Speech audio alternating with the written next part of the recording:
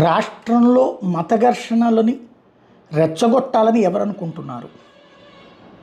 ఎందుకు ఈ ప్రశ్న వచ్చిందంటే, ఒకటి పాస్టర్ ప్రవీణ్ ఉదంతంతో రెచ్చగొట్టాలనుకున్నటువంటిది మరికొంతమంది పాస్టర్లతో పాటుగా కాంగ్రెస్ పార్టీకి సంబంధించినటువంటి కొంతమంది నాయకులు.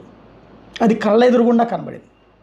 హర్షకుమార్ లాంటి వాళ్ళు ఎట్లాంటి స్టేట్మెంట్లు ఇచ్చారు, పాస్టర్ అజయ్ లాంటి వాళ్ళు ఎట్లాంటి స్టేట్మెంట్లు ఇచ్చారు.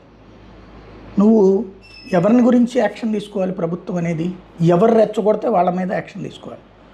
అది వదిలేసి దాంట్లో రాజకీయం చేసుకుంటే ఏంటి ప్రయోజనం? ప్రభుత్వం అనేటటువంటిది ప్రభుత్వం చేయాల్సింది అక్కడ కదా. సరే, దాంట్లో యాక్షన్ తీసుకుంటున్నాం అన్నారు, వెరీ గుడ్.